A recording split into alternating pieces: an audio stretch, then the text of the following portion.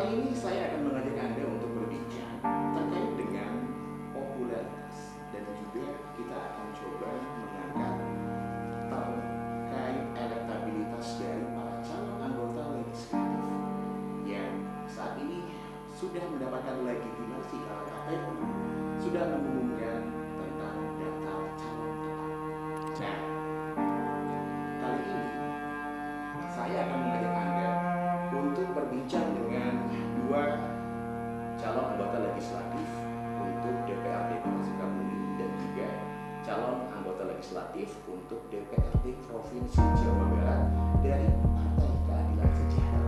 Kita langsung sapa yang pertama, ada Pak Ai Permana SE yang mewakili Dapil 3 Kota Sukabumi. Pak Ludoyo dan Bu Tri. Betul. Apa kabar? Baik Pak, terima kasih. Terima kasih sudah datang. Sama-sama. Dan yang kedua pemirsa ada calon anggota legislatif untuk DPRD Provinsi Jawa Barat yaitu Ibu Ade Erma Maharani Lesmana ya dari Partai Keadilan Sejahtera juga Dapil 5 Sukabumi. Apa kabar Bu? Alhamdulillah baik. Terima kasih sudah datang. Terima kasih kembali. Baik pemirsa, saya ke Pak Aik dulu nih ya, karena nanti akan mewakili aspirasi masyarakat wilayah Kota Sukabumi di legislatif. Pak Aik, sebelum saya tanya tentang mungkin target, misi dan lain sebagainya terkait dengan pencalonan Bapak sebagai anggota legislatif, pemirsa juga ingin mengetahui bahwa setiap calon itu pasti akan memiliki satu misi yang akan dibawa di legislatif nanti. Sebelum ke situ Pak, saya ingin mengenal lebih dekat dulu background dari Pak Aik. Oh iya pemirsa, saya kasih sebutan nama ya Pak, karena Pak Aik ini dikenal dengan sebutan nama Kang Ayom. Saya Iya. panggil Bapak atau panggil Kang Ayom? Kang Ayom boleh. Kang Ayom biar lebih akrab Siap. ya pemirsa ya. Sunda pisan Pak. Baik, Kang Ayom boleh dong dijelaskan background Kang Ayom ini sebetulnya. Baik, terima kasih. Pertama-tama boleh saya mengapresiasi dulu sebagai warga Sukabumi. Saya merasa bangga punya MGS TV. Ya, ini salah satu media sebagai edukasi dan promosi bagi warga Kota Sukabumi khususnya dan juga mungkin di luar Kota Sukabumi. Baik, dengan Kang Yoga, terima kasih kami sudah diundang, difasilitasi. Baik, berbicara background, sebetulnya saya seorang refraksi optometris. Saya itu profesi di bidang optikal atau kacamata, yang memang kebetulan sebagai ketua asosiasinya juga ya, untuk wilayah kota khususnya dan Kabupaten Sukabumi. Saya bergerak di bidang refraksi optometris itu dari tahun 2001 sampai hari ini. Itu backgroundnya ya, background profesi ya. Dan memang mudah-mudahan dengan saya masuk ke legislatif, profesi saya dan juga asosiasi yang melekat dengan diri saya bisa berkontribusi aktif dalam rangka menaikkan indeks kesehatan masyarakat kota khususnya. Dan mungkin seperti yang sudah alhamdulillah pihak kota atau Pemkot kota selalu melibatkan kami sebagai vendor dalam acara-acara formal tertentu seperti hari lanjut usia atau hari kesehatan nasional yang diperingati oleh Dinas Kesehatan Kota dan Pemkot. Alhamdulillah selama ini kami selalu berkontribusi aktif ya, dalam rangka sebagai representasasi bahwa kami bangga dengan Kota Sukabumi. Itu kira-kira Kang Yoga. Ternyata pemirsa, Kang Ayom ini memang namanya mungkin banyak orang yang sudah tidak asing dengan Ya. Ayom. Nama aslinya ini sebetulnya. Sorry. Iya, betul. Namanya adalah Kang Ai Permana Itu ya, tapi siap. lebih dikenal dengan Kang Ayom dan kita juga akan menyapanya dengan Kang Ayom hari ini. Siap. Agar lebih akrab, agar lebih bisa dikenal juga oleh masyarakat. Siap. Baik. Oke. Ternyata memang aktivitas Kang Ayom berhubungan erat dengan kemitraan bersama pemerintahan. Betul. Betul. Dan mungkin itu mungkin satu dasar yang membuat Kang Ayom saat ini ingin lebih serius dan mungkin lebih bisa lebih dalam lagi untuk bisa mewakili aspirasi masyarakat. Baik. Betul. Kebetulan Silakan. saya Bu Ade Iya. Bu Ade, sama mungkin masyarakat di luar sana sosok Bu Ade apalagi sosoknya lebih luas. Mewakili Sukabumi.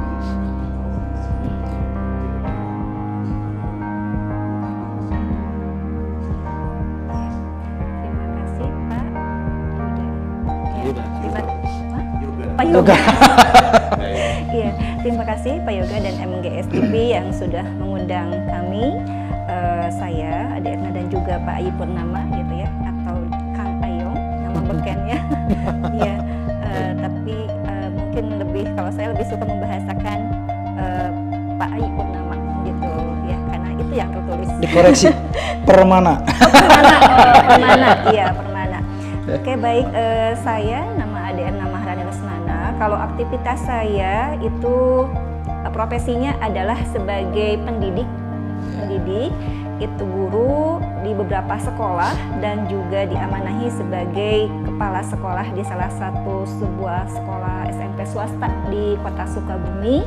Kalau pengajarnya di beberapa SMK di Kota Sukabumi juga, tetapi masih dalam satu lembaga dan 2 yayasan gitu ya, seperti itu. Itu aktivitas formalnya. Kalau aktivitas yang pendidikan yang lainnya juga yang non formal di beberapa lembaga kursus yang istilahnya pesertanya itu diantaranya anak SD dan SMP begitu. Itu kalau profesi saya sebagai pendidik. Kemudian kalau aktivitas yang lainnya karena saya backgroundnya sebagai guru, jadi seringnya beraktivitas bersama anak-anak sekolahan. Anak-anak sekolahan Biar tidak awet muda. hanya betul. Jadi meskipun usia bertambah, bawaan nama kan nama saya Ade, jadi betul. sama siapapun saya selalu dipanggil Ade Sama gitu. Ayi.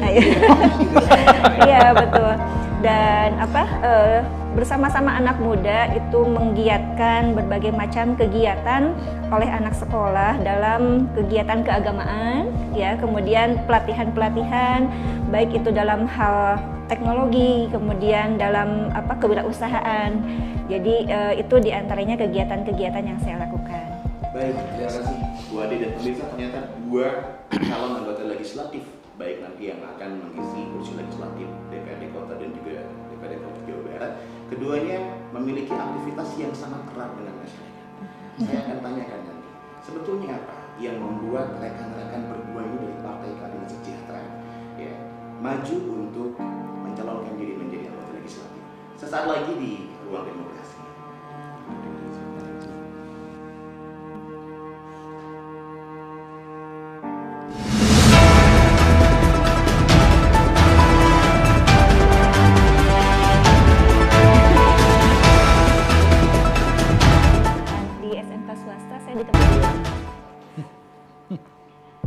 Baik pemirsa MGS TV, kita kembali masih di Ruang Demokrasi dan masih juga bersama 2 calon anggota legislatif dari Partai Keadilan Sejahtera, Pak Ayi Permana yang nanti akan mewakili di kursi DPRD Kota Sukabumi, dan juga ada Bu Ade, saya panggilnya Bu Ade saja ya.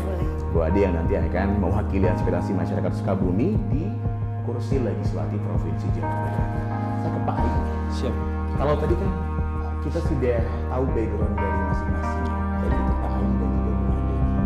Sekarang saya mau tanya, apa sih yang membuat Kang Ayong ini punya satu keinginan untuk mencalonkan diri menjadi wakil rakyat, menjadi anggota legislatif kota? Apa sebetulnya? Baik, Kang Yoga. Terkesima saya mendengar suara Kang Yoga begitu syahdu. Baik, begini ya rekan-rekan, bahwa memang kalau Kang Yoga apa motivasi saya sehingga saya interest ke dunia politik praktis dalam mencah pileg. Pertama-tama mungkin yang mendasari saya,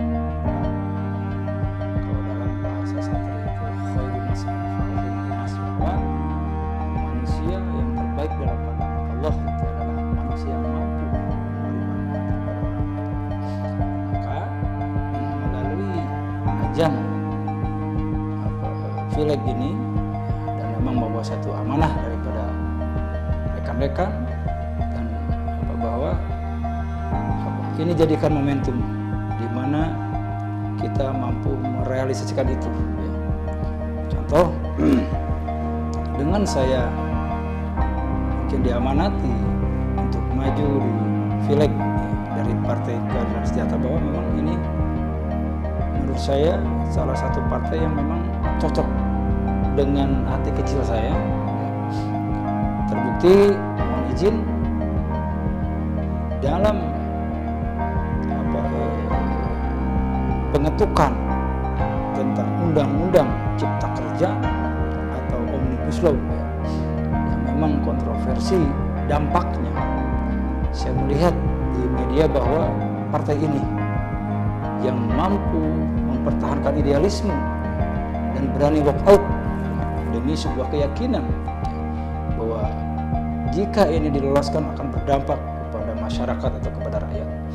Dan memang ini sungguh kami hari ini sangat merasakan itu. Ya. Apalagi saya diamanati sebagai pengurus salah satu asosiasi profesi. Ya. Sangat dahsyat sekali Kang Yoga ya. Itu juga mungkin salah satu motivasi saya. Ya. Kenapa saya terjun di dunia politik praktis di Pileg. Yang kedua bahwa harus ada generasi muda yang memang mempunyai niat tulus mengabdi, tidak didasari oleh hal-hal yang lain. Ya, contoh, izin kepada Kang Yoga saya bicarakan bahwa saya sebagai seorang entrepreneur walaupun memang levelnya kecil, ya, merasa bercukup dengan apa yang saya sudah jalankan hari ini untuk memenuhi dapur saya. Ya. Ya, artinya motivasi saya masuk ke Pileg ini murni, ya, tidak punya mindset atau pola pikir profit oriented, ya, tetapi pure bagaimana mengabdikan diri ini. Ya. Jika memang ditakdirkan oleh Allah, khususnya di DAP 3 ya, mampu memberikan manfaat. Terlebih kalau kita mengacu kepada Undang-Undang 45 pasal 20 poin A ya, kalau tidak salah, tentang 3 fungsi daripada legislatif. Dan itu masyarakat harus merasakan. Ya.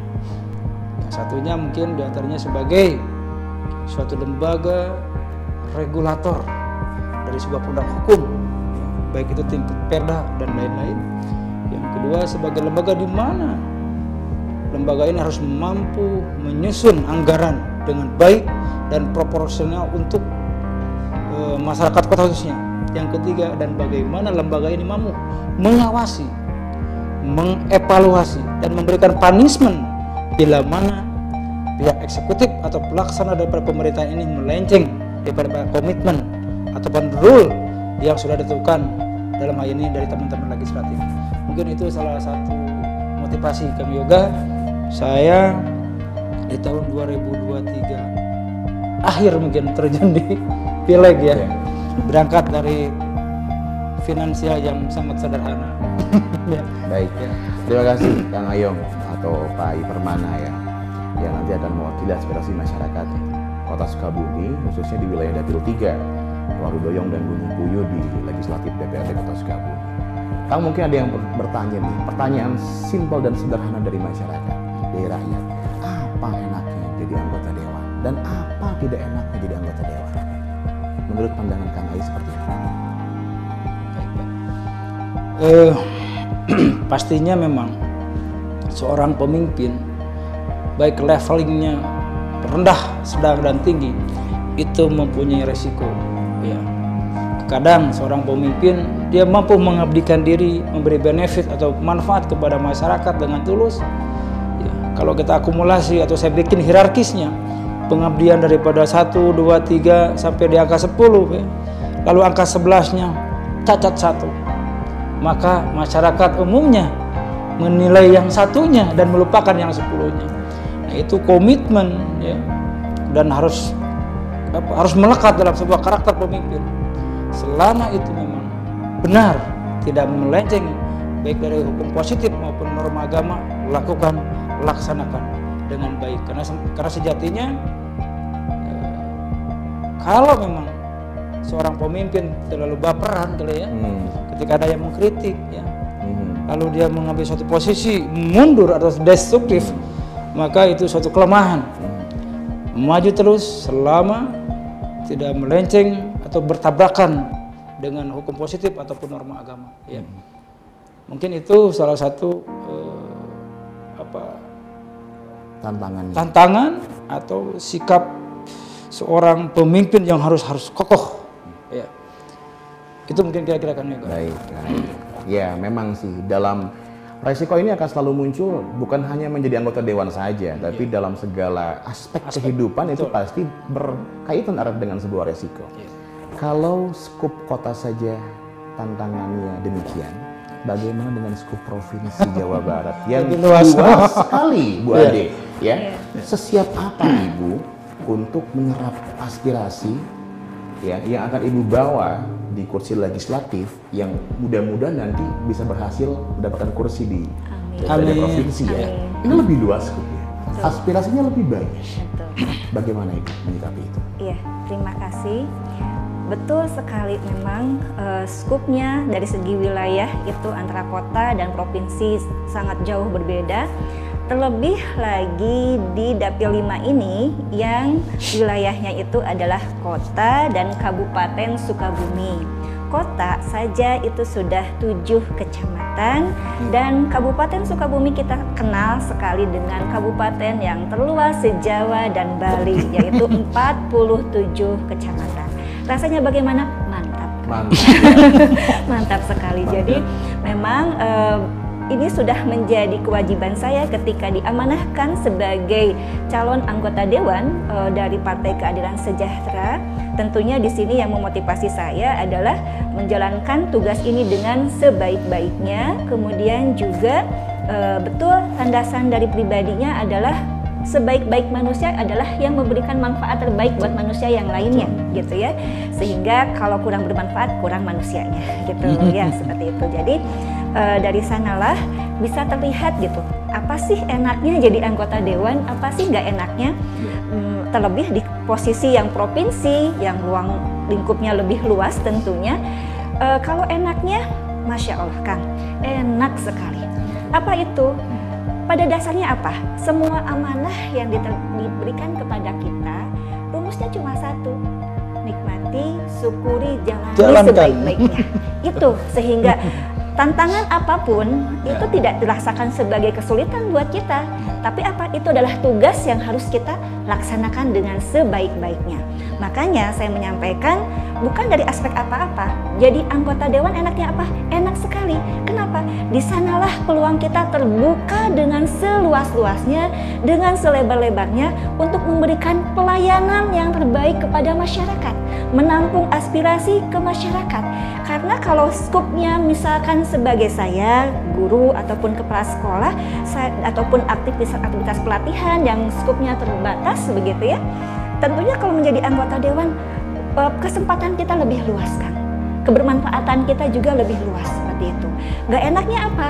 Gak enaknya ketika kita belum bisa menampung semua aspirasi gitu loh.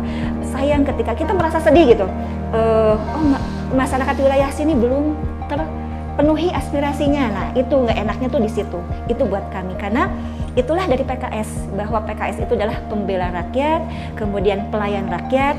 Jadi motivasi buat kami itu adalah untuk memberikan kontribusi sebaik-baiknya kepada masyarakat. Amin. Seperti itu. Terima kasih Bu Ade. Ternyata pemirsa, enak tidak enaknya itu berhubungan dengan rakyatnya. Betul. Ya, bukan enaknya bisa jalan-jalan, tidak enaknya tidak tidur 2 hari 3 hari karena mengurusi hal-hal yang berhubungan dengan aspirasi masyarakat.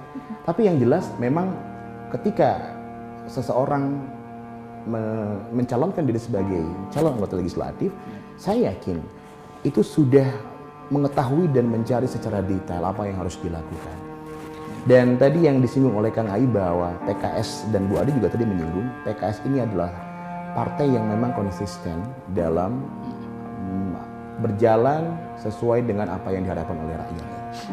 Se-PKS apa Ibu dan Bapak? Jawabnya nanti. Ya, pemirsa ingin tahu se-PKS apakah rekan-rekan saya berdua? Kita akan kembali sesaat lagi di Ruang Demokrasi. Tetap bersama kami. PKS ini kan PKS banget. ya kan? PKS ini adalah walau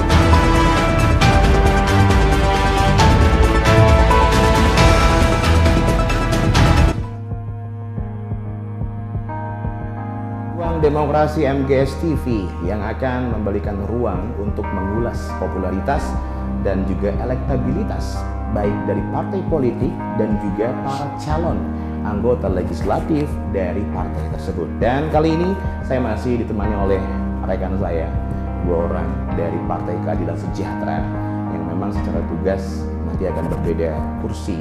Yang satu akan mewakili masyarakat Dapil 3 di DPRD Kota Sukabumi, ada Kang Ai Permana, dan juga Bu Ade nanti akan mewakili aspirasi Sukabumi di kancah Provinsi Jawa Barat.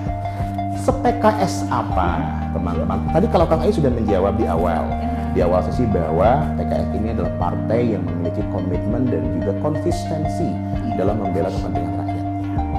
Bu Ade, yang saya tahu selentingan bahwa ini sangat erat dengan PKS. Bisa diceritakan se-PKS apa ini Ibu? Masya Allah, saya tersanjung kan dibilang. Masya Allah. Iya. Alhamdulillah, jadi suatu anugerah yang harus saya syukuri betul-betul karena saya bergabung dalam Partai Keadilan Sejahtera. Kalau misalkan ada yang menanyakan se-PKS apa, saya malu kan menjawabnya. Kenapa? Karena para anggota PKS, para tokoh itu mereka lah yang PKS banget begitu ya. Saya hanya berusaha untuk menjadi PKS banget seperti mereka begitu ya. Hanya yang saya kagumi atau yang saya syukuri di PKS ini begitu banyak yang sudah istilahnya konsisten gitu ya, yang dilakukan oleh PKS, Partai Keadilan Sejahtera, untuk membela kepentingan rakyat ya, tentang Undang-Undang Cipta Kerja, Omnibus Law. Kemudian ketika ada kenaikan BBM gitu ya, itu kompak, seragam semuanya dari atas pimpinan pusat sampai ke anggota simpatisan sekalipun itu memperjuangkannya.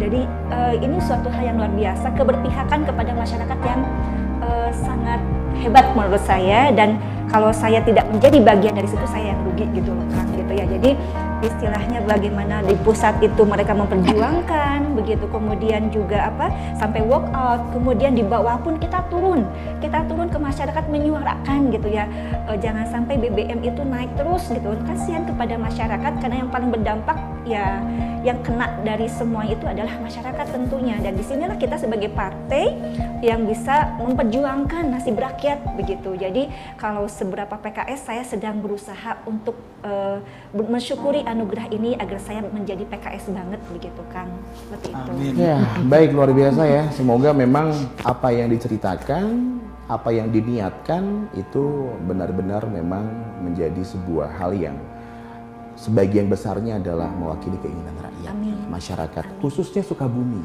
yang ini akan menjadi PR dari teman-teman, baik Ibu di Provinsi Jawa Barat ataupun Kang Ai di Kota Sukabumi. Tapi Bu, seberat apa sebetulnya intervensi yang nanti mungkin akan didapatkan nih oleh teman-teman di legislatif? Karena jikalau memang kita berbicara sebuah putusan, biasanya ini ada berhubungan dengan jumlah koalisi, ya, penguat. Apalah arti? Ada yang bilang bahwa apalah arti sebuah keinginan jikalau memang tidak dibarengi dengan sebuah kolektivitas kekuasaan. Tapi nanti jawabnya, ya. Karena pemirsa, saya juga nanti akan mengundang salah satu aktivis dan juga pegiat media sosial yang kalau saya lihat, perhatikan, ini adalah sosok aktivis sosial yang begitu erat nih dengan teman-teman dari Partai Keadilan Sejahtera. Saya akan tanyakan sejauh mana mengenal 2 sosok dari Partai Keadilan Sejahtera ini, baik itu Kang Ai dan juga dari Bu Ade ya. Kita break sejenak ya, dan sesaat lagi saya akan coba untuk hadirkan aktivis dan juga pegiat sosial untuk saya ajak ngobrol di sini. Sedekat apa sih dan setahu apa tentang teman-teman dari Partai Keadilan Sejahtera ini? Tetap di Ruang Demokrasi, kami akan segera kembali sesaat lagi.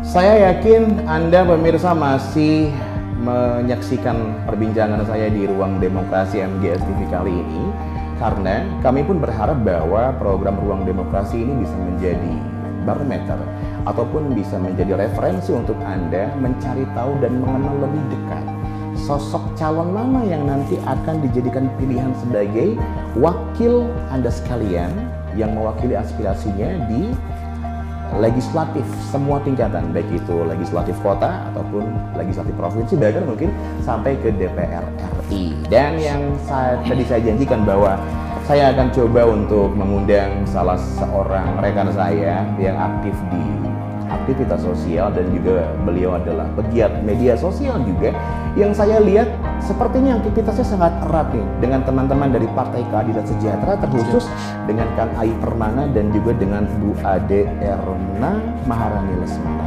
Ada Kang Kristiawan Saputra, beliau adalah aktivis dari SKP, Sahabat Kristiawan Peduli. Sehat Kang Kris? Alhamdulillah sehat. Kalau saya sih lebih akrab manggilnya Om. Om Kris ya. Om Kris gitu kan ya di lapangan. Selalu sehat dan semoga selalu bahagia. Amin. Karena yang berhubungan dengan kebahagiaan orang lain, maka nanti biasanya akan diberikan kebahagiaan secara tidak terduga oleh Yang Maha Kuasa. Amin. Kang Kris, saya lagi ngobrol sama dua calon anggota legislatif dari PKS. Ada Kang Ai Permana yang nanti akan mewakili kota di Dapil 3 untuk masuk di legislatif DPRD kota, dan juga ada Bu Ade yang akan di provinsi. Saya lihat beberapa aktivitas Kang Kris di lapangan itu sepertinya berkaitan erat nih dengan teman-teman. Kasih tahu kita dong, sedekat apa dan sekenal apa Kang Kris dengan teman-teman PKS ini? Ya baik. Pertama saya ucapkan terima kasih, saya udah bisa duduk di sini, suatu kehormatan. Ya, bagi saya untuk bisa berbicara di sini, apalagi berbicara di ruang demokrasi. Kalau berbicara demokrasi itu sesuatu yang sangat berat sekali bagi saya untuk mengungkapkan tentang demokrasi ini. Dan kebetulan saya aktivitas sehari-hari selain pegiat sosial, saat ini saya mendampingi teman baik saya, Kang Ai Permana, yang sekarang diamanahkan mungkin oleh Partai Keadilan Sejahtera untuk menjadi calon wakil legislatif untuk di Kota Sukabumi.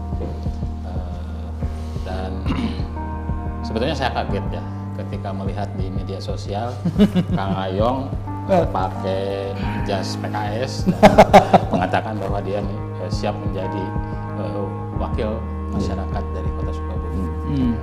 Karena sebelumnya belum nggak ada ngobrol apa sedikit pun, kalau berkomunikasi nggak ada obrolan, dan setiap ngobrol nggak ada, karena kita itu bukan apa ya, bukan pegiat politik ataupun apa, jauh lah dari itu. Cuman kita sering, kalaupun mengomentari itu ya kita sering, karena itu mungkin sebagian kewajiban dari kita untuk mengkoreksi atau memberikan masukan-masukan tentang kebijakan-kebijakan pemerintah atau kebijakan pemerintah bersama Kang Ayong juga sering komunikasi saya.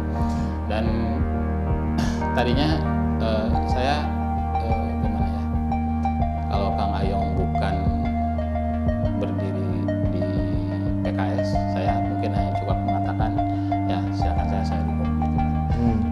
Tapi karena Kang Ayong berdiri di PKS, saya punya kaitan emosional sedikit dengan partai. Terima kasih. Dari Luar biasa. dulu Partai Keadilan ya, tahun 99 sampai sekarang saya menjadi followernya gitu kan.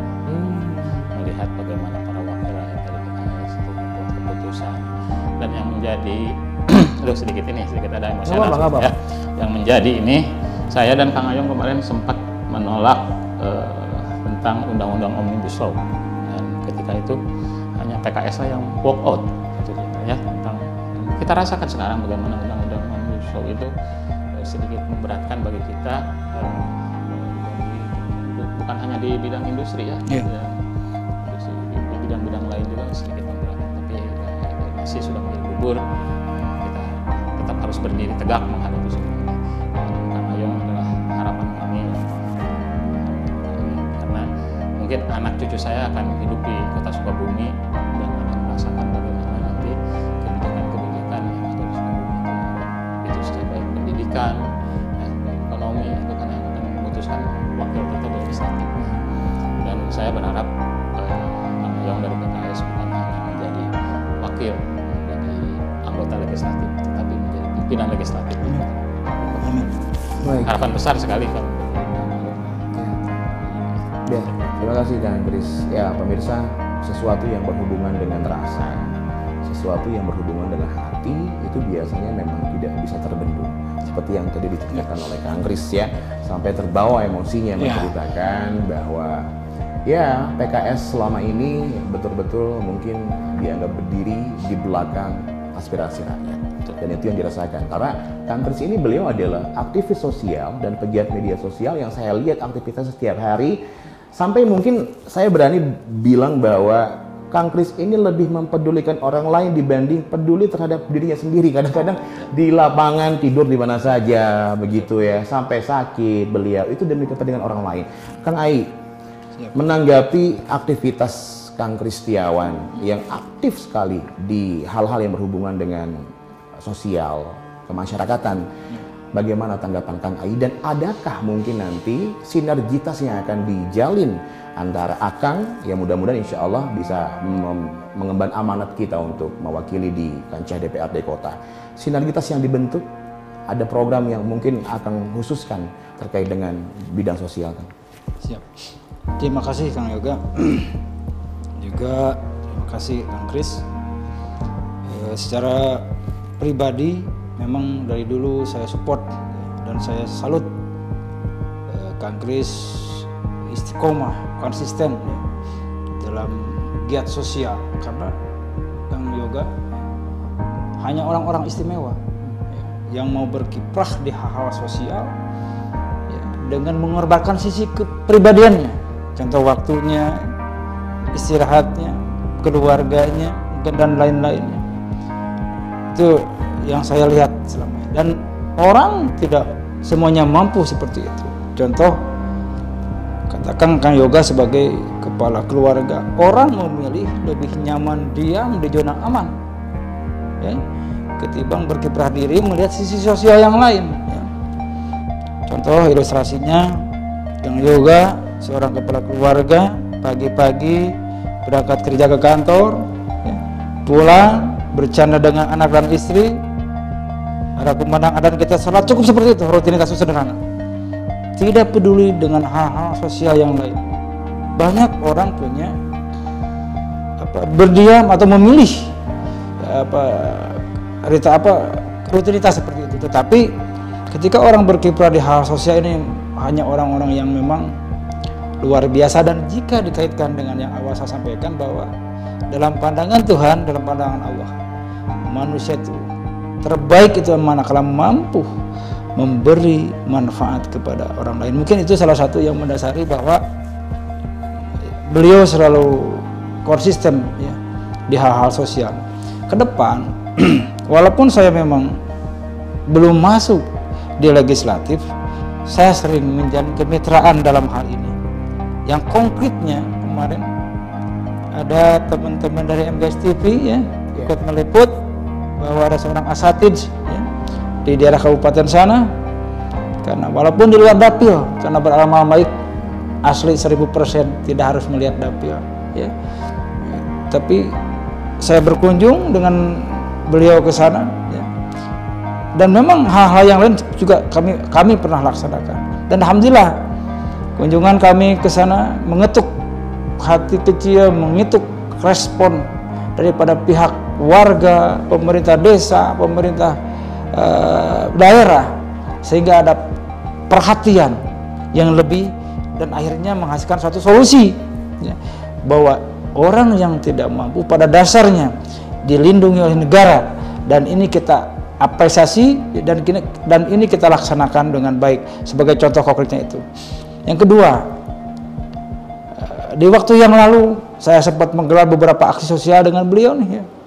Kebetulan selain saya seorang refraksi optometris, saya juga aktif di beberapa komunitas, Kang Yoga. Ya. Di komunitas bela diri atau self defense, juga di komunitas bodyguard, komunitas motor, OKP dan lain-lain. Nah, saya sempat bersinergi dengan beliau dulu. Kami mengamen, Pak. Mengamen ya. Hampir 1 bulan lebih. Terima kasih nih ya. Saya apresiasi buat teman-teman manajemen ya, dari sebuah mall di Sukabumi. Kami menghasilkan dana kurang lebih dari 100 juta dan memang 100% kami alokasikan untuk hal sosial. ya. Dan saya guide salah satu komunitas bodyguard. Izin saya juga sebagai pengurus komunitas bodyguard Pandawa 16 Sukabumi. Mereka aktif bersinergi dan menghasilkan suatu hal yang sangat luar biasa. Ya. Ada beberapa jiwa, beberapa nyawa tertolong di sana. Saya tidak mungkin bisa berbuat seperti itu. Wasilah kalau tidak digandeng beliau. Ya. Jujur, 2 pengalaman real ini membuat saya bangga dan apresiasi dengan beliau. Ya. Dan memang mudah-mudahan rasa ini dimiliki oleh teman-teman yang memang sudah jadi anggota dewan. Ya, kalau santri mengatakan kullukum ra'in wa kullukum mas'ulun an ra'iyatih, ya, bahwa manusia dilahirkan ke dunia itu sebagai pemimpin. Bagaimanapun kecil level besarnya pemimpin itu akan diminta pertanggungjawaban. Ya, itu mungkin salah satu 2 sampel konkret saya selalu bersinergi dengan beliau. Ya, dalam rangka memberikan manfaat kepada orang lain, dalam rangka memberi ide-ide. Ayo, ya. Ibadah itu tidak sesempit sholat, tidak sesempit zakat. Bahwa ada ibadah mahdoh, ada ibadah ghair mahdoh. Laksanakan sesuai kapasitas kita. Ibadah mahdoh langsung praktikkan dengan Allah seperti contohnya sholat, puasa. Ghair mahdoh melewati proses sosial, dan ini juga termasuk kategori ibadah. Ya. Baik, mungkin masih banyak juga di luar sana, karena isu kesenjangan sosial ini menjadi isu yang seksi dari setiap momen pemilihan umum. Dan akan ada selalu muncul orang-orang yang memang mereka perlu dibantu. Betul. Namun itu biasanya akan hilang dengan sendirinya ketika masa penetapan sudah dilakukan. Ya. Kalau di masa-masa penjajakan seperti ini biasanya manis-manis di depan. Saya ingin tanya secara konkret Kang Ayong. Kita berandai-andai, jikalau Kang Ayong menjabat sebagai anggota legislatif di DPRD Kota Sukabumi, program konkret apa yang Kang Ayong akan gulirkan untuk menjawab isu kesenjangan sosial yang ada di Sukabumi? Baik, terima kasih Pak Kang Yoga ya. Ini memang ya, ini salah satu mungkin tujuan ya, dari beberapa dari calon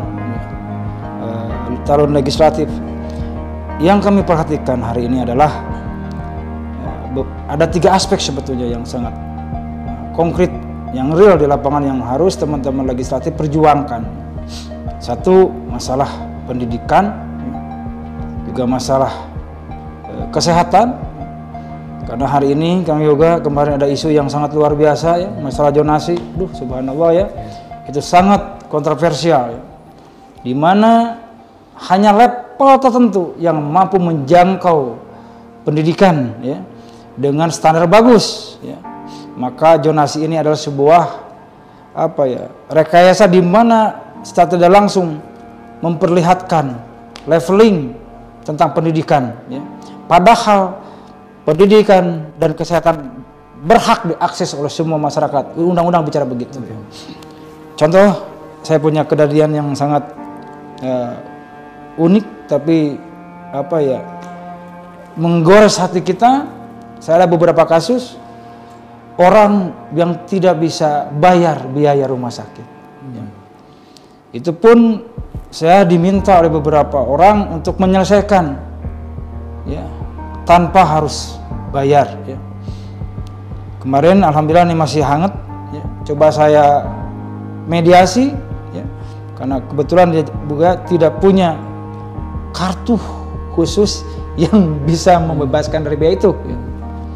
Dan ini sebetulnya adalah PR besar ya, dari teman-teman legislatif, karena kalianlah ya, salah satu lembaga sebagai regulator. Ciptakan suatu peraturan baik tentang pendidikan dan kesehatan yang mudah diakses dan harus dapat diakses oleh semua kalangan masyarakat, khususnya Kota Sukabumi.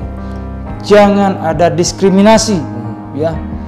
Kalau begini terus maka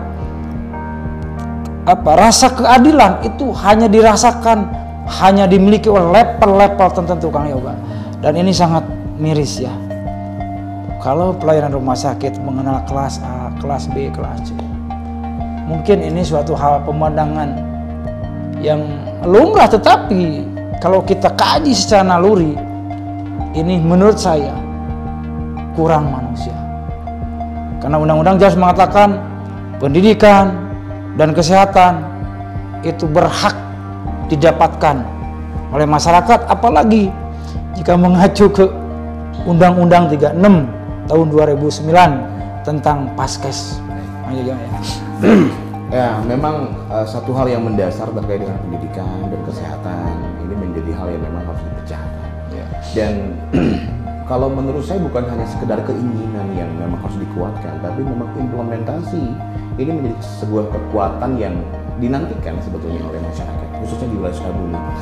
Kang Kris menanggapi yang diceritakan oleh Kang Ayu, ya, hal-hal seksi di wilayah Kota Sukabumi. Sebetulnya apa sih yang dibutuhkan oleh Kang Kris mewakili mungkin teman-teman aktivis sosial yang lain di lapangan yang selama ini terkesan dalam tanda kutip berjalan sendiri tanpa ada dukungan khususnya dari pemegang kebijakan di daerah. Baik, seperti yang tadi Kang Ayu pernah bicarakan, masalah kesehatan, masalah pendidikan menjadi masalah yang masih menjadi sesuatu yang dianggap masih memiliki masalah gitu ya. Padahal seharusnya masalah pendidikan, kesehatan itu harus merupakan akses yang paling mudah gitu. Nah, ini kita memerlukan regulasi atau aturan-aturan yang nanti akan dibikin oleh para anggota legislatif. Nah, disinilah kita harus benar-benar bagaimana kita memilih para calon anggota legislatif itu, karena pemilihan ini mungkin ada tiga kategori ya. Memilih itu ada yang transaksional, ada yang emosional, ada yang rasional. Nah, bagaimana kita memilih calon pemimpin kita yang kita usahakan tidak ada transaksional, karena kalau udah transaksional dari awal, nah mungkin nanti kebijakan-kebijakan ini kesana juga kebijakan yang transaksional. Kita usahakan levelnya naiklah di Kota Sukabumi dari transaksional menjadi emosional. Kita lebih mengenal siapa sih calon yang akan mewakili kita itu. Gitu. Bagaimana pola pikirnya, bagaimana nanti ke depannya keputusan-keputusannya. Kita lihat dari backgroundnya gitu kan. Background seperti Kang Ayi ini saya lihat background dengan apa? Di keluarganya dia udah selesai lah, masalah kebutuhannya udah selesai. Jadi saya pikir masih punya proteksi untuk ngapain lah gitu. Di rumah udah kebutuhan udah tertutupi semua, terus di keluarganya bagaimana hubungan dengan emosional dengan keluarga, baik itu keluarga serumah, keluarga dengan tetangga, dengan berhubungan baik gitu kan, dengan teman-temannya berhubungan baik dan tidak mudah mengambil keputusan yang tidak dipikirkan ke depannya. Nah, saya melihat di Kang Ayi Permana ini dia lebih jauh dari bahasa yang tadi gitu, adalah transaksional ya, seperti apa. Karena pemilih yang transaksional itu sangat berbahaya sekali gitu kan. Ini yang merusak demokrasi kita justru ya, dengan apalagi sekarang ada nanti waktu pemilihan ada serangan duha ya dengan 250.000. Bukan Fajar, bukan ada duha diganti. Ya, lebih pagi. Fajar sudah kalah. Serangan duha ya. Serangan duha. Luar biasa. Serangan duha. Gitu. Nah, itu dengan 250.000 orang-orang yang mempunyai level seorang pemimpin yang baik ke depannya tumbang begitu saja dengan sistem transaksional ini. Dan akibatnya sistem transaksional karena hitung-hitungan nanti. Misalkan saya butuh 300 suara nih, 250 kali 250.000 berapa kan? Ya 750 juta. Nah, nanti kan harus balik modal itu 750 juta. Nah, ujung-ujungnya jadi maling. Ujung-ujungnya maling gitu kan ya. Maling uang rakyat yang selama ini kita ini kan tadi itu maling uang rakyat itu dosanya ya sama dengan membunuh kan. Ya karena gini, misalkan ada dana sosial yang diselewengkan ya, padahal dana sosial itu untuk beli susu. Seorang keluarga miskin yang tidak kebeli susu, anaknya bisa meninggal, kekurangan gizi, stunting lah itu ini. Nah dari situ sumbernya. Ya, jadi benar-benar kesannya dari keputusan-keputusan inilah kita dari start gitu kan, dari seorang personal pemimpin lah, ya, anggota legislatif lah yang nanti kan memberikan keputusan terbaik termasuk pendidikan, kesehatan, ya termasuk nanti kebijakan-kebijakan. Sekarang pemerintah sudah menyiapkan mungkin BPJS ya untuk berobat, tetapi tidak semua warga masyarakat memiliki BPJS kan. Dan yang menurut pengalaman saya banyak orang miskin yang memiliki BPJS, sudah memiliki BPJS. Ketika sakit, dia BPJS ada, gitu. Tapi saya ke rumah sakitnya pakai apa? Ongkos nggak punya. Ketika di rumah sakit saya makan dari mana? Nah itu yang jadi permasalahan sampai sekarang. Dan yang repotnya lagi dibatasi waktu, sekian hari, kalau sembuh nggak sembuh, ya kalau udah waktunya pulang harus pulang dulu. Nah gitu kan. Apa nggak bisa langsung perpanjang gitu, sampai sembuh, kalau udah sembuh baru bisa pulang. Nah itulah nanti kebijakan seperti itu yang harus direview lagi mungkin Kang Ayi ya. Setuju, Pak. Jangan sampai orang miskin udah nggak punya ongkos buat pulang, harus pulang dulu gitu karena kebijakan BPJS seperti ini gitu kan. Ya.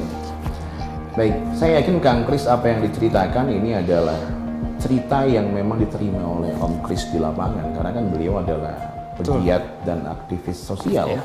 Jadi banyak berhubungan, berkomunikasi dengan masyarakat di luar sana yang mungkin ini yang Om dapatkan cerita curhatan ya. Dan ini bukan menjadi rahasia, tapi sudah menjadi rahasia umum.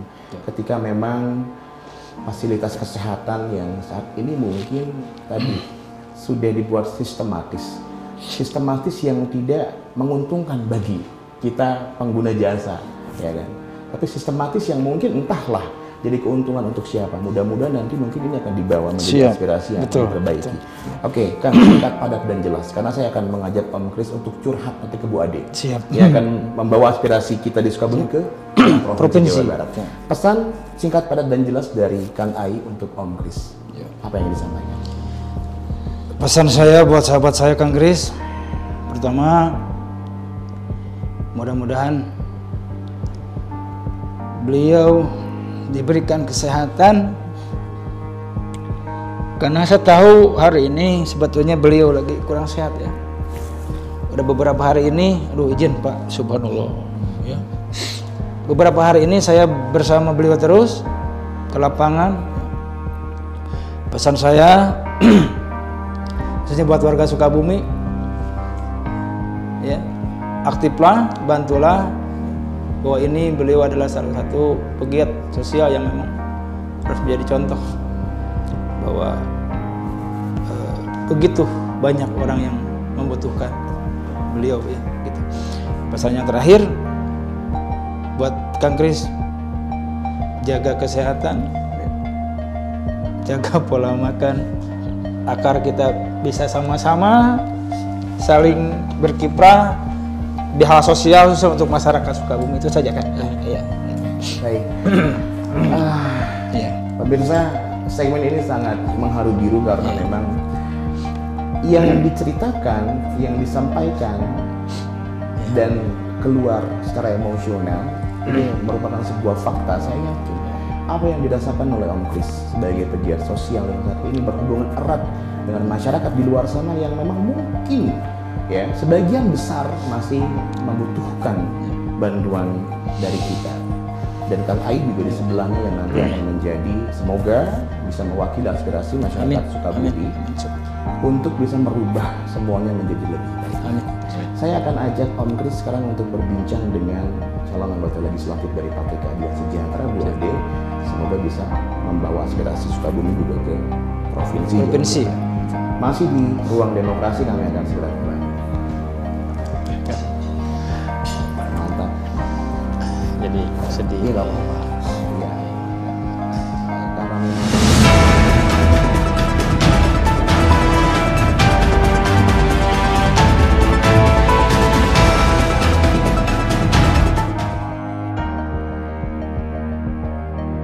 pemirsa, di ruang demokrasi yang bisa dan memberikan ruang kepada partai politik dan juga kepada calon anggota legislatif yang mewakili partai politik untuk kita kaji secara popularitas dan juga elektabilitasnya. Dan segmen tadi, segmen Haru Biru, kita dengarkan cerita curhatan dari Kang Kris selaku aktivis dan pegiat sosial bersama calon anggota legislatif dari Partai Keadilan Sejahtera, Kang Ayi Permana atau Kang Ayong ya, yang akan mewakili nanti mungkin aspirasinya di DPRD Kota Sukabumi. Saat ini saya akan mengajak Kang Kris, Anda juga pemirsa yang menyaksikan tayangan ini untuk bercerita kembali nih ya. Kalau sekarang kita akan curhat yang aspirasinya, curhatannya dibawa ke Provinsi Jawa Barat. Dengan Bu Ade ya, Bu Ade Erna Maharani Lesmana. Beliau juga adalah calon anggota legislatif dari Partai Keadilan Sejahtera untuk DPRD Provinsi Jawa Barat. Sudah ada nomor urut ya Bu ya? Sudah. Nomor urut 7. 7. Nomor urut 7 pemirsa ya. Nanti di surat suara berarti dipilih nomor urut 7 begitu ya. Baik, Bu Ade, nanti kita akan dengarkan cerita Om Kris. Tapi pemirsa, saya juga penasaran nih dengan Om Kris. Om, kondisi kesehatan saat ini seperti apa? Kondisi kesehatan saat ini kalau menurut dokter sedang memburuk, tapi saya yakin Allah melindungi saya, kan saya masih bisa datang ke sini dengan keadaan yang kuat lah ya. Mudah-mudahan doa dari teman-teman semua mendoakan saya supaya lebih sehat lagi, lebih baik lagi. Gitu. Apa yang membuat Om Kris kuat dengan kondisi kesehatan pribadi saya seperti ini saat ini? Saya melihat masih banyak yang lebih sakit dari saya. Banyak anak-anak yang kebetulan sekarang masih di rumah sakit yang kita rawat ya. Ada yang lebih yang menghadapi tumor, kanker, mereka harus menghadapi operasi, meja operasi, dan mereka harus siap menjalani segalanya. Dan itu melebihi dari yang sakit yang saya rasakan. Dan itu menjadi semangat saya untuk tetap bisa kuat, bisa sehat, karena masih banyak orang yang perlu kita bantu, ya. Perlu kita bantu, perlu kita guide, kita dorong. Bukan hanya kita membantu kesehatannya, tetapi kita membantu bagaimana mereka supaya sadar bahwa sakit ini pasti bisa sembuh. Ya, amin. Mudah-mudahan Om Kris selalu dijaga, walaupun memang menjaga bukan dari yang kita bisa rasakan langsung, tapi Ya. karena memang kehidupan itu ada faktor X, orang banyak yang bilang begitu ya. Betul. Bu Ade, tadi Om Kris ini sempat cerita bahwa ya kita juga tahu bahwa saat ini kan banyak sekali mungkin ya, bukan hanya satu, tapi Om Kris ini adalah salah satu aktivis yang berkaitan erat dengan bidang-bidang sosial, yang dimana faktanya memang seperti yang beliau tadi ceritakan bahwa terkadang para pegiat sosial ini dia tidak mempedulikan kesehatannya sendiri. Ya, sementara mereka pun berjuang dengan sendiri, kadang-kadang modal sendiri gitu kan ya.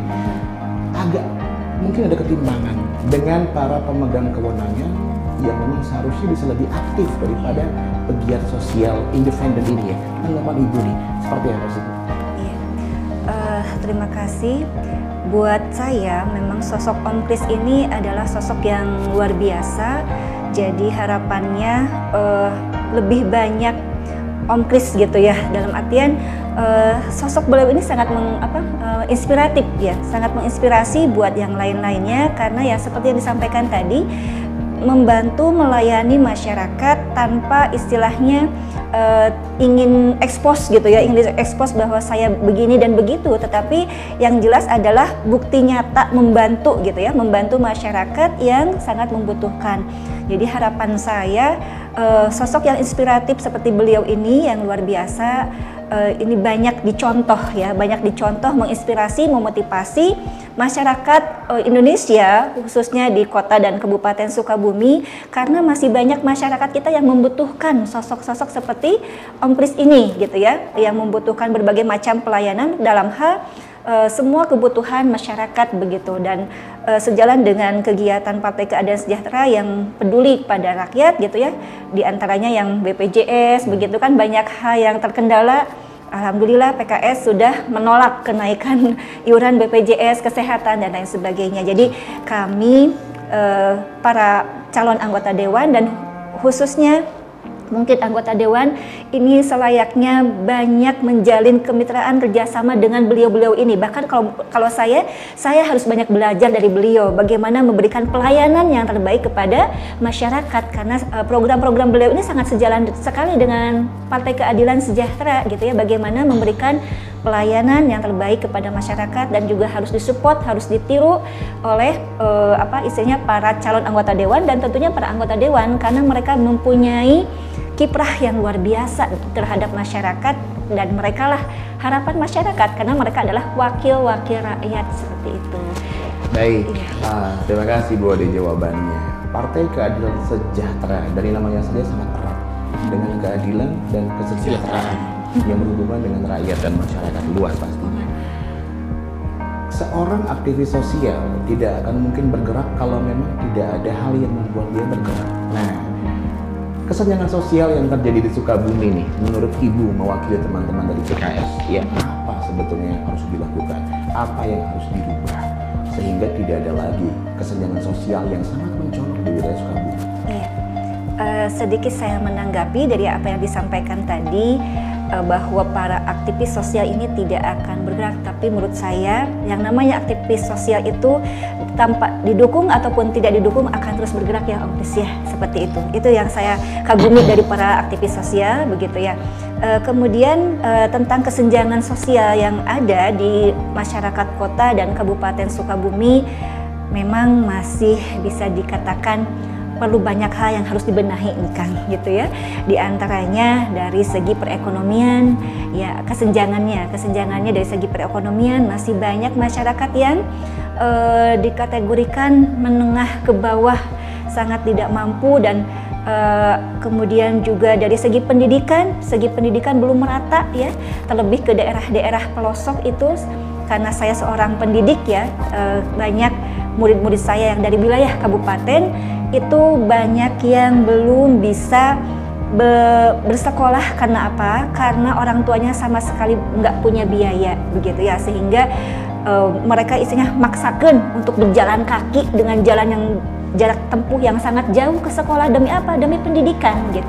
Alhamdulillah di sekolah kami sudah difasilitasi dengan beasiswa sehingga bisa tidak ada yang namanya putus sekolah seperti itu. Program saya pun sebagai calon anggota dewan diantaranya adalah tentang kesehatan, juga tentang pendidikan seperti itu. Jadi yang paling utama itu perekonomian, jelas ya Pak ya, itu mah menjadi point of interest, jadi fokus dari semua kalangan masyarakat, karena yang menjadi roda kehidupan berjalan ini utamanya di perekonomian begitu ya. Apalagi kota Sukabumi ini kan fokusnya pembangunannya dalam bidang perekonomian, khususnya perdagangan dan pariwisata begitu ya.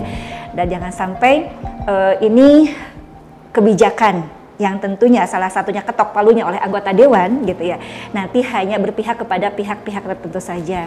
Harus berpihak kepada semua, khususnya masyarakat kota dan Kabupaten Sukabumi itu sendiri begitu. Om Kris, Ya. kalau tadi kita sudah cerita di depan calon anggota legislatif DPRD Kota Sukabumi, dan sekarang di hadapan kita sudah ada calon anggota legislatif untuk DPRD Provinsi Jawa Barat. Mengingat tugas dan fungsi legislatif diantaranya adalah pengawasan dan penganggaran. Nah, kalau Sukabumi skupnya hanya kota saja, kalau provinsi kan lebih luas. Secara anggaran juga mungkin lebih mumpuni untuk melakukan support system terkait dengan apapun pergerakan yang memang berkaitan erat dengan kepentingan masyarakat. Baik, Apa kira-kira yang disampaikan? nanti karena Ibu adalah seorang pendidik ya, seorang guru. Nah, kita berbicara sedikit tentang pendidikan ya. Memang benar, dan pendidikan itu tidak hanya sekolah formal saja ya. Ya, madrasah adalah juga sama seperti itu. Nah, yang kita perjuangkan salah satunya dalam program kerja kita adalah selamatkan madrasah. Karena madrasah ini menjadi salah satu benteng pendidikan ya. Karena di madrasah itu beda dengan pendidikan formal lagi untuk belajar agama lebih besar daripada pelajaran umumnya. Karena kita tahu kalau sekolah formal itu justru pelajaran agamanya kemarin ada rencana disedikitkan ya. Itu yang kami perjuangkan, jangan sampai kejadian. Dan saya yakin kenapa saya memilih PKS, karena saya itu yang diperjuangkan oleh PKS ya. Jadi kita jangan, saya berharap ke depannya dari wakil-wakil kita di sana memperjuangkan tidak hanya menjadikan sekolah-sekolah formal menjadi sekolah favorit, tetapi madrasah juga harus menjadi pilihan masyarakat sekarang. Karena di madrasah anak-anak kita dididik secara spiritual, secara keagamaan. Karena kita butuh generasi-generasi yang memiliki memiliki benteng ya, yang akhirnya ke depannya mereka akan menjadi calon-calon pemimpin bangsa ini dan membawa bangsa ini ke arah yang lebih baik lagi. Nah, sini kan pendidikan sangat penting. Terus akses mendapatkan pendidikan juga, baik itu dari sisi sistem pendidikan sekarang yang ada sekarang, kayak kemarin sistem zonisasi ya, sangat bikin rumit. Sebenarnya pendidikan itu harus dipermudah segalanya, aksesnya, cara mendapatkannya juga. Kita jangan terlalu tergantung kepada aturan yang ini yang mengikat gitu kan.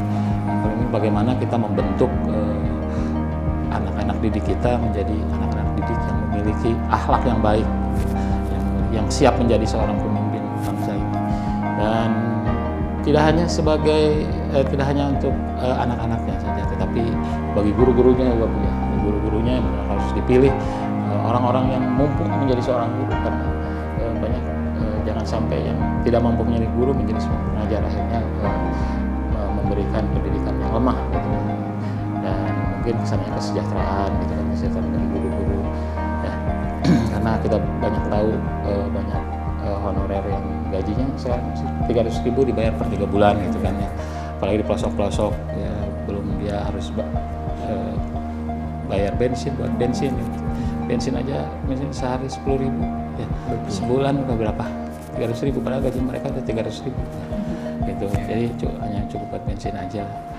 Ya, mereka harus lebih diperhatikan lagi, karena guru-guru ini harus benar-benar kita ciptakan gitu, guru-guru yang berkualitas, yang mampu mendidik anak bangsa ini menjadi anak-anak yang berakhlakul karim, yang siap untuk ini. Dan seperti kemarin ya, kita sebenarnya menjadi suatu pelajaran ketika kita menghadapi COVID-19 itu kan, kita tidak tahu ini akan terjadi kembali atau tidak, tapi kita harus menjadi pelajaran bagaimana anak-anak didik kita jauh tertinggal gitu kan.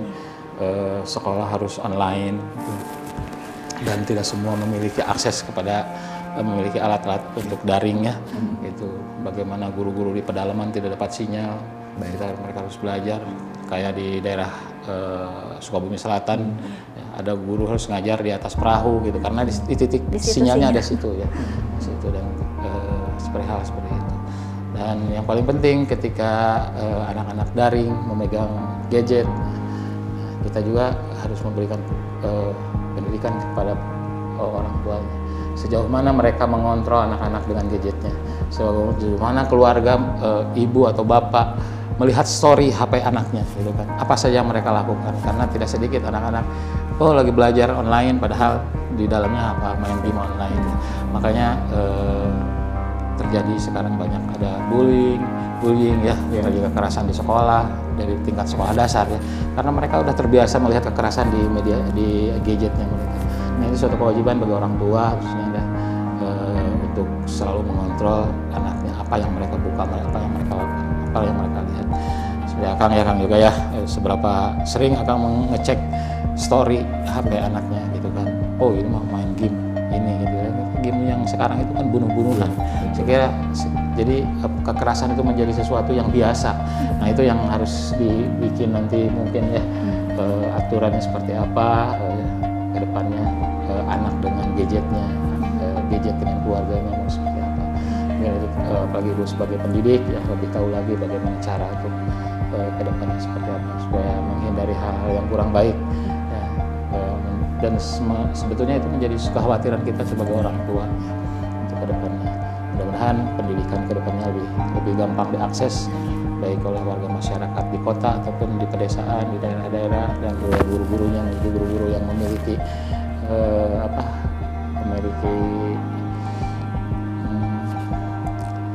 kompetensi yang bagus lah, guru-guru yang benar-benar kompetensi yang menjadi seorang mumpuni, menjadi seorang guru gitu kan. Rekrutmennya seperti apa juga mungkin akan dipikirkan, rekrutmen guru itu. Karena rekrutmen guru itu tidak bisa sembarangan, sama seperti rekrutmen seorang dokter gitu ya. Jangan sampai nanti ada malpraktek atau seperti apa. Karena yang kita bentuk itu generasi ke depan, generasi bangsa ini akan dibentuk oleh guru. Jadi sistem rekrutmen guru itu harus benar-benar validasinya seperti apa. Benar-benar bukan kita mau menyingkirkan orang-orang yang kelinierannya pendidikan itu dia seperti apa. Sampai banyak guru honorer kemarin guru udah 34 tahun mengajar tapi tetap menjadi guru honorer, padahal mereka mampu gitu kan, mampu dan bisa untuk menjadi seorang pendidik. Tapi ketika ketika diuji untuk itu tidak lolos menjadi seorang guru gitu kan, tetap menjadi seorang honorer gitu. Oke, terima kasih Om Kris. Saya sepakat bahwa sektor pendidikan saat ini memang harus mungkin lebih diberikan treatment khusus dalam pembenahan. Karena bukan menjadi rahasia lagi ya, banyak sekali perubahan yang mungkin dalam tanda kutip condong ke arah yang kurang baik perubahannya. Ya semoga nanti ibu mungkin sebagai tenaga pendidik, dari namanya saja kan guru, digugu dan ditiru. Tenaga pendidik, jadi harus disejahterakan dulu biar ada tenaga gurunya, begitu ya. Bagaimana kalau tidak punya tenaga, bagaimana dia bisa mendidik dengan semaksimal mungkin. Dan begitupun sama dengan orang tua, mungkin harus lebih berperan aktif dalam hal membimbing dan juga memperhatikan apa yang dilakukan oleh anak-anaknya, begitu ya. Singkat, padat, dan jelas Bu, menanggapi apa yang tadi diceritakan, apa yang Ibu akan lakukan jikalau memang nanti Ibu duduk di kursi legislatif DPRD Provinsi Jawa Barat? Iya, baik, terima kasih Om Kris atas aspirasi-aspirasinya yang disampaikan. Itu menjadi apa istilahnya support, motivasi ataupun pegangan buat kami apa yang akan kami lakukan nanti, karena ini adalah kebutuhan dari masyarakat langsung, karena Om Kris ini adalah pegiat sosial tentunya yang turun di masyarakat. Dan apa-apa yang akan kami lakukan singkat, padat, dan jelas seperti yang disampaikan tadi, ini sesungguhnya apa yang disampaikan oleh Om Kris itu adalah merupakan bagian dari program kerja saya sebagai calon anggota dewan, dan tentunya sejalan dengan program PKS begitu ya, di mana tadi disampaikan bagaimana perjuangan kami agar tetap yang namanya porsi pelajaran agama itu, karena kan ada wacana akan dikikis begitu ya.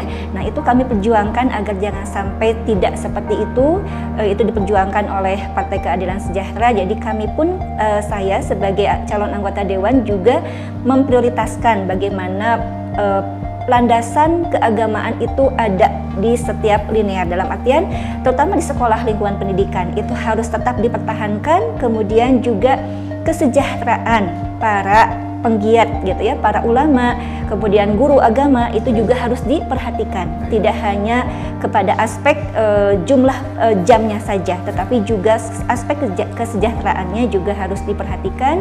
Kemudian juga tadi bagaimana untuk pembangunan khususnya lingkungan sekolah, tidak hanya kepada sekolah yang dari sekolah yang umum saja, tetapi madrasah juga perlu diperhatikan, karena masyarakat itu dominannya ke sana gitu ya, dekatnya.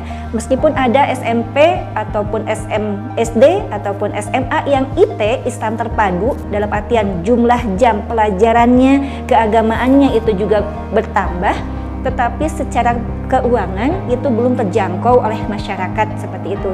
Nah, madrasah inilah yang udah jelas-jelas dalam artian porsi keagamaannya dominan dan itu bisa terjangkau oleh masyarakat, yang harus kita support begitu. Kemudian dari segi tenaga pendidik yang honorer juga, karena jumlah pendidik honorer ini masih banyak juga, dan harus kita support juga dalam berbagai macam hal, terutama dalam kesejahteraannya, dimana tadi udah disampaikan kan kenyataan di lapangan bahwa masih sekali di bawah sekali gitu ya. Nah, itu kita perjuangkan dan diperjuangkan oleh PKS juga, bagaimana memperjuangkan kesejahteraan guru honorer. Jangan sampai mereka mendapatkan di bawah UMR gitu ya, apalagi kalau kategori negara maju itu adalah bagaimana kesejahteraan tenaga pendidik itu sudah di atas gitu ya, bukan di bawah lagi. Ya, terserah kita mau dikategorikan negara berkembang atau negara masih dalam perjuangan atau negara yang sudah maju. Di mana dilihatnya dari kesejahteraan para guru honorernya seperti itu. Tidak hanya dari kesejahteraannya saja, tetapi juga kualitasnya. Ya, tidak dikikis, tetapi kita diarahkan memberikan pendidikan tambahan, kemudian memberikan tugas belajar dan lain sebagainya, sehingga bisa menselaraskan kebutuhan dunia pendidikan dengan kompetensi yang mereka miliki gitu ya.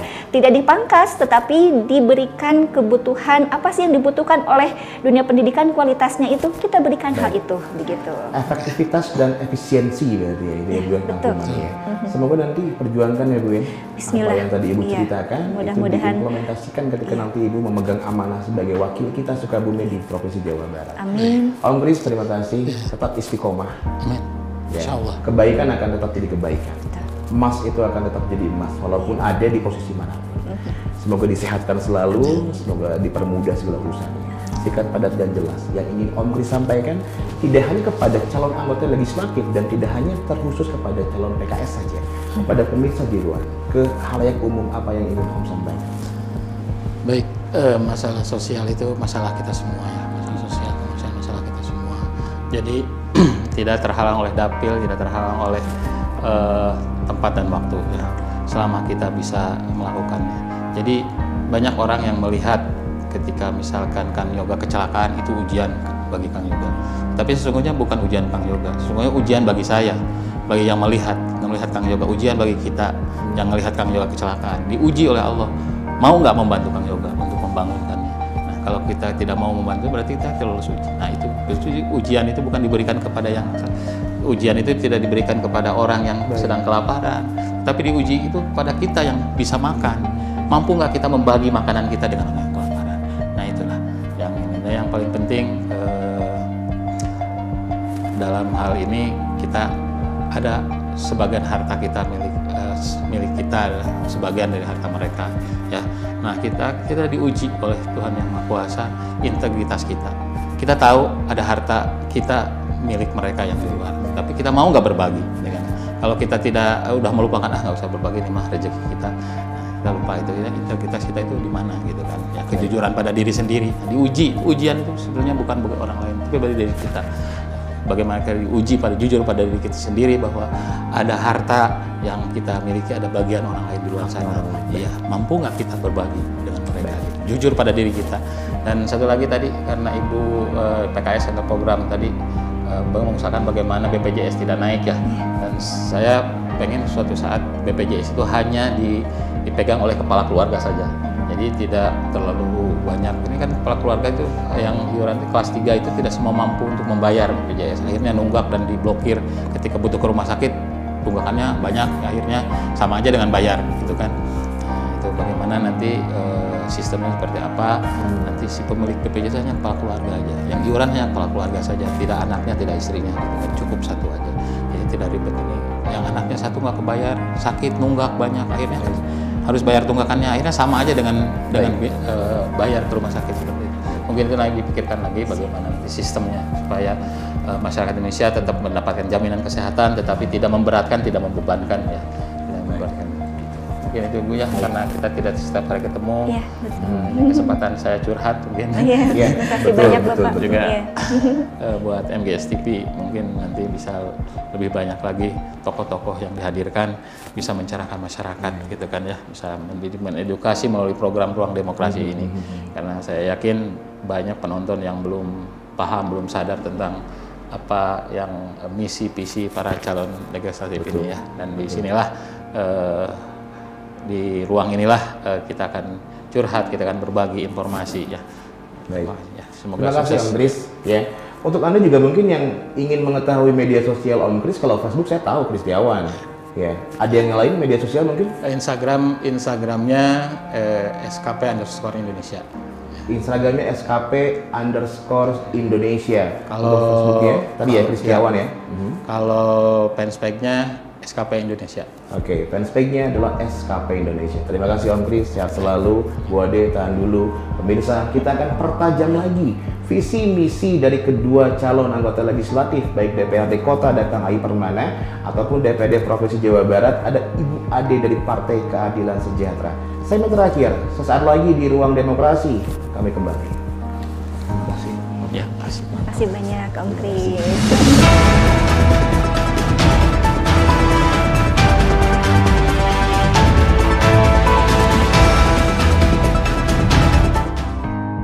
TV kita kembali di Ruang Demokrasi dan kita masih ditemani oleh dua rekan saya. Tamu di kesempatan kali ini ada teman-teman dari Partai Keadilan Sejahtera yang nanti akan mewakili dua misi berbeda ya. Satu Kang AI Permana akan membawa misi untuk mengakomodir aspirasi di DPRD Kota Sukabumi, dan ada Ibu Ade, ya, nama lengkapnya Ibu Ade Ernama Maharani Lesmana. Akrabnya Ibu Ade ya, Siap. yang nanti akan mengemban misi untuk membawa aspirasi Sukabumi Kota dan Kabupaten di Legislatif Provinsi Jawa Barat.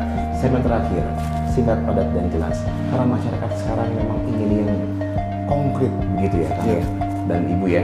Nah, tadi kita sudah bercerita terkait dengan apa yang akan dilakukan, apa yang memang dibutuhkan masyarakat yang keluar dari perwakilan aktivis sosial tadi, Kang Riz, ya kan.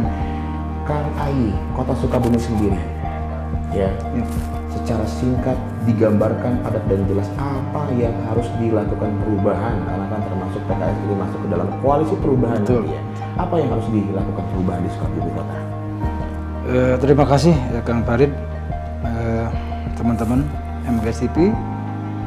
Sebagai finishing touch mungkin dari pertemuan sore ini, saya menekankan kepada teman-teman calon legislatif ataupun memang yang sudah mengemban amanah hari ini, quick respon, bahwa pada dasarnya meja legislatif itu bukan suatu posisi yang harus dilulukan, bukan suatu profesi ataupun kedudukan yang sangat mewah atau terhormat.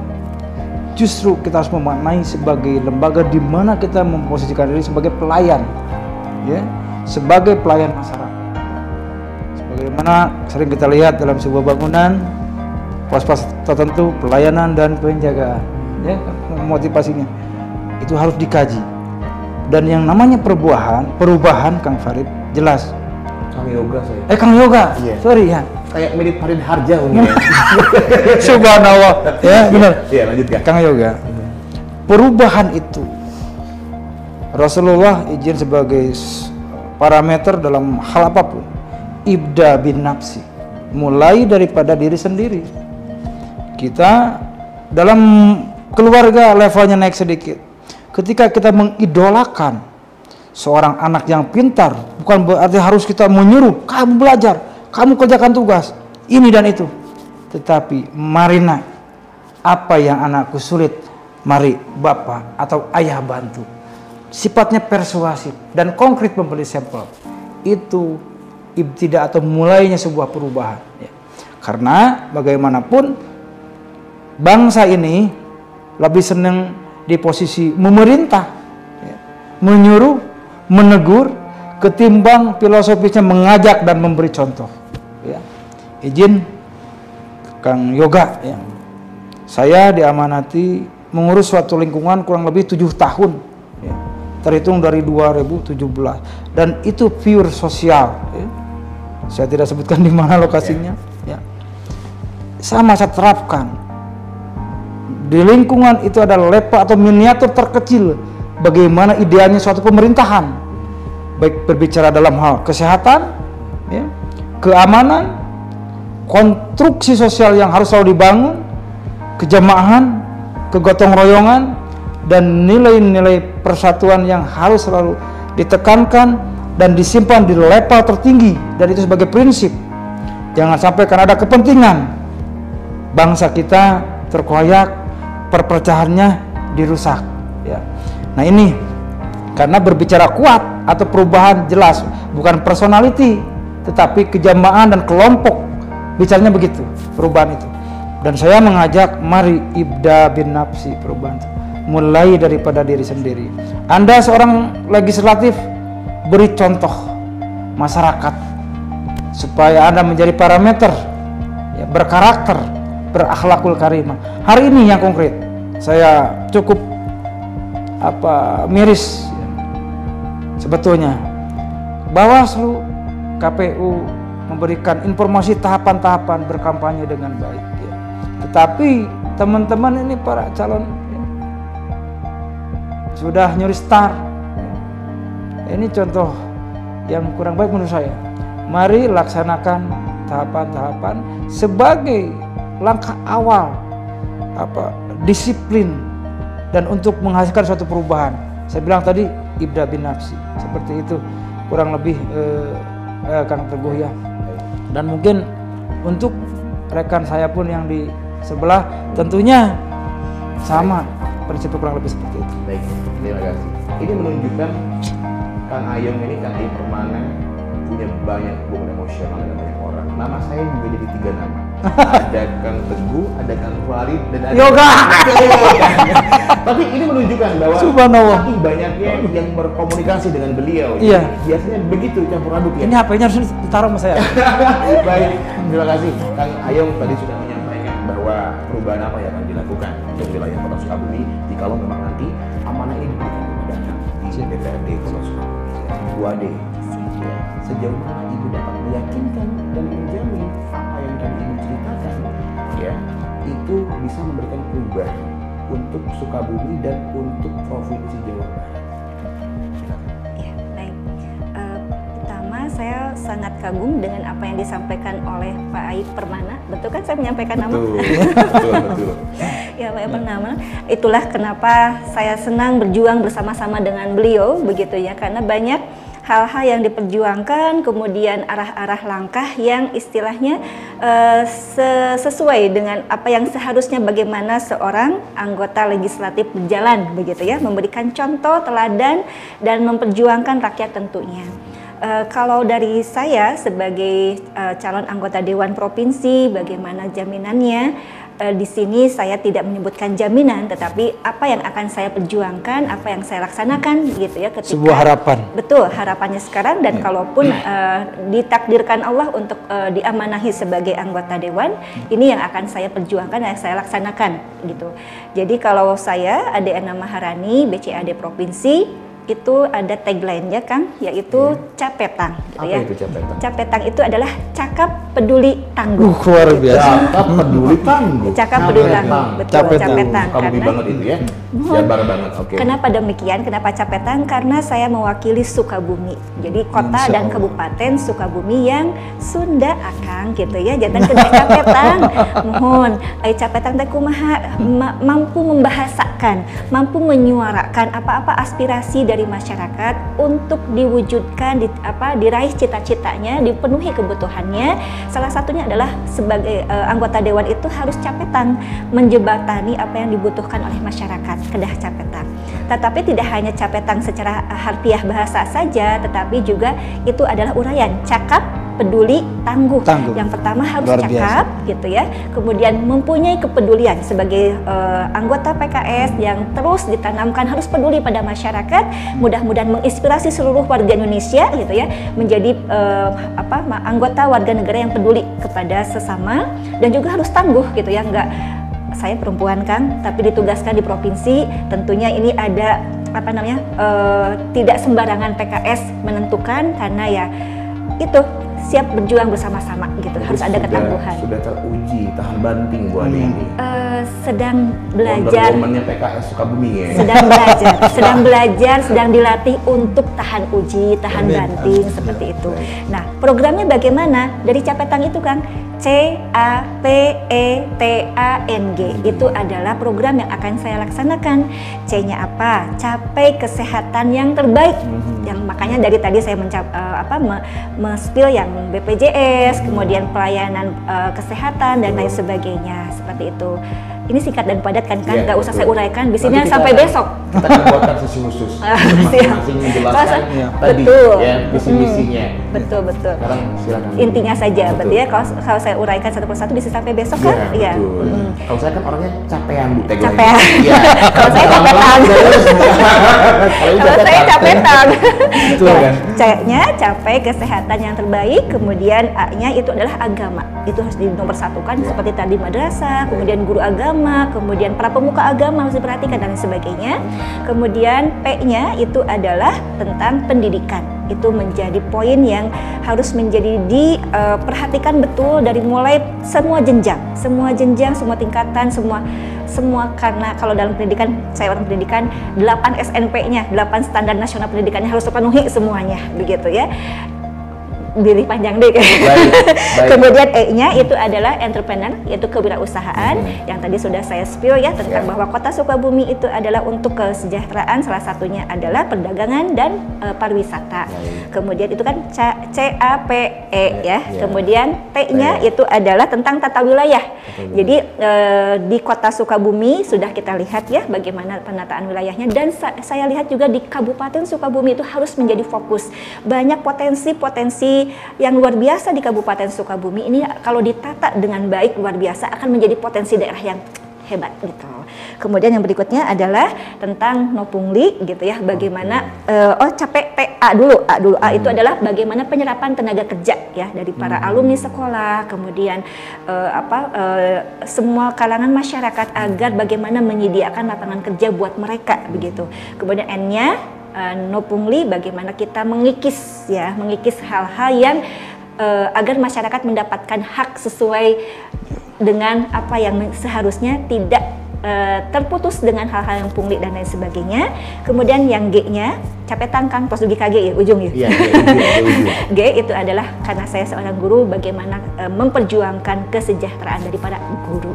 Demikian program yang saya akan laksanakan, bukan jaminan tetapi inilah mudah-mudahan upaya yang saya lakukan agar saya menjadi bagian yang bisa berperan, berkiprah untuk masyarakat seperti itu. Baik, luar biasa. Yang saya herankan itu, saya nggak mau nunggu beres sebetulnya, tapi ini pasti hasil pemikiran yang mendasar.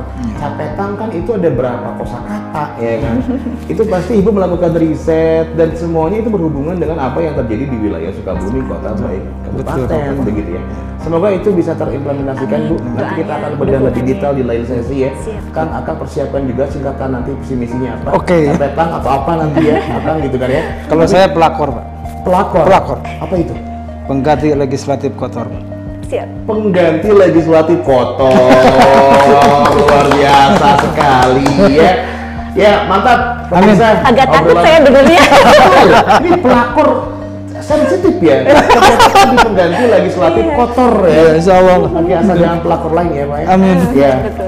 Oke, baik pemirsa, sangat luar biasa ini Kang Ayu Permana dan Bu Ade juga ini teman-teman dari Kan PKS. juga MGSTP juga. Luar biasa mewakili teman-teman Partai Keadilan Sejahtera. Tapi ngomong-ngomong kan legitimasi sudah dapat ya dari KPU dan nomor urut sudah keluar ya? Sudah. Sudah DCT. Ibu nomor urut berapa? 7. 7 dan Akang? 11. Akang 11. Paling akhir. Oke, 11. Jadi mudah ngelihatnya. Berarti nomor 1 di bawah ya? Paling bawah. 11. Ibu nomor 7 ya. Baik, nanti di masa kampanye masyarakat akan mengetahui semuanya secara detail. Sip. Oke. Sekarang sesi terakhir. Sangat terakhir nih, Pak. Ya, saya masih pengen ngobrol panjang sebetulnya karena Jangan udahan deh kan kalau gitu.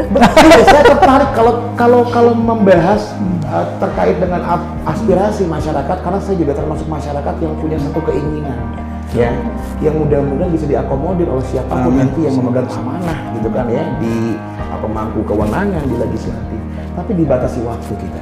Lain sesi kita atur waktu lagi. Terakhir kan, yang ingin akan sampaikan, khususnya mungkin untuk masyarakat Dapil Akan di Dapil 3 ya, Gunung Tujuh dan Marudoyo. Silakan. Terima kasih. Kang Yoga. Ya, betul. Ya, ini beliau sangat subur visualisasi sebuah kebahagiaan kayaknya. Amin. Amin ya. Tabarakallah. Insyaallah. Sebagai penisal ataupun sentuhan akhir dari pertemuan kita sore ini ya, saya cuma bertitip pesan kepada masyarakat, pilihlah ya, teman-teman ataupun calon-calon yang legislatif yang Anda percaya dengan 3 atau minimal ada 2 aspek dan mengesampingkan 1 aspek. Pilihlah dari aspek sisi emosional dan rasional. Nomor 3 kan atau nomor 2 kan aspek transaksional, karena itu hanya akan mencederai demokrasi dan membutuhkan pemimpin yang memang tidak relevan atau bukan yang Anda atau masyarakat harapkan. Yang kedua, mari laksanakan pesta demokrasi dengan baik, ya kan, berbahagialah karena ini secara bahasa pun pesta. Ya. Silakan hindari perpecahan ataupun gesekan atau tahapan-tahapan kampanye yang sifatnya merusak atau mencederai nilai-nilai persaudaraan. Karena bagaimanapun pesta demokrasi ini adalah proses panjang dan melelahkan untuk memunculkan pemimpin-pemimpin terbaik dalam rangka mengabdi kepada masyarakat. Tetapi ingat, pesta demokrasi juga ini hanya dilakukan cuma 1 hari. Yang harus abadi dan yang harus kita memulai dan kita taruh di level tertinggi adalah nilai-nilai persaudaraannya. Dari situlah kita punya kekuatan untuk membangun. Mungkin ini sebagai motivasi sekaligus mungkin kalimat penutup dalam sesi pertemuan sore hari ini. Saya ucapkan terima kasih dan apresiasi. Terima kasih banyak. Dan saya sebagai orang Sukabumi berbangga dan mengapresiasi punya MGS TV. Semoga ini menjadi media promosi dan edukasi dan menjadi kebanggaan sekali buat warga Sukabumi dan sekitarnya. Luar biasa. Maju terus. Kru dan MGS TV. Terima kasih banyak Kang Ai atas apa yang sudah disampaikan. Bu Ade, silakan ya konklusinya nih, kesimpulannya akan Ibu sampaikan kepada masyarakat calon pemilih Ibu dan Bapak nanti ini. Iya. Allah mengatakan kepada kita bahwa nasib suatu kaum itu tidak akan berubah kecuali kaum itu yang berusaha untuk merubahnya sendiri. Nah, ini adalah perjuangan kita bersama, bukan perjuangan para anggota dewan saja, tetapi perjuangan seluruh masyarakat Indonesia. Mau bagaimana nasib kita 5 tahun ke depan. Jadi alangkah baiknya pelajari, kemudian kenali gitu ya. Harapannya apa? Agar jangan sampai kita salah memilih gitu ya, karena setiap suara yang kita sampaikan itu akan dipertanggungjawabkan selama 5 tahun ke depan, dan bagaimana kita merubah 5 tahun ke depan itu adalah hasil dari pilihan kita. Jadi berikan hak suara Anda semuanya dengan pilihan yang terbaik, karena ini adalah perjuangan kita semuanya. Kemudian mari kita berjuang bersama-sama untuk mewujudkan Indonesia yang lebih baik gitu.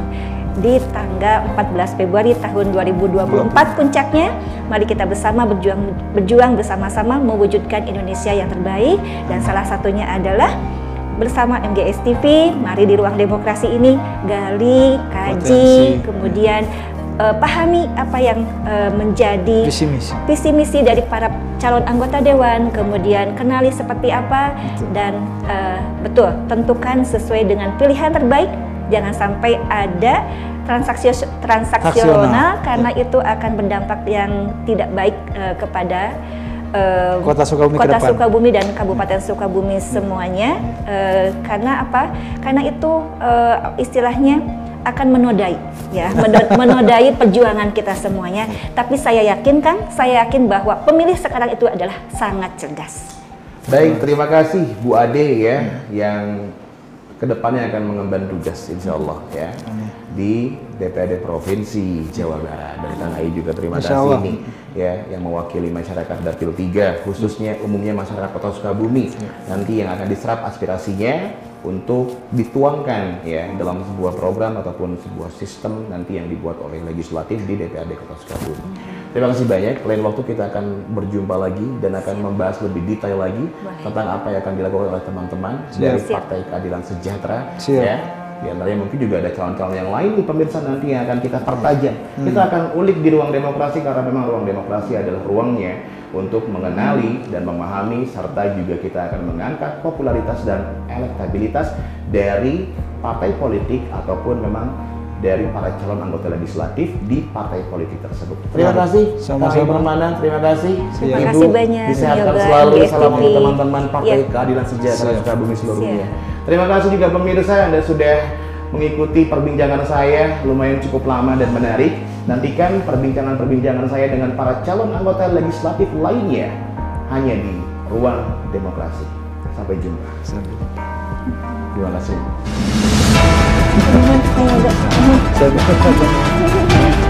Mudah-mudahan ini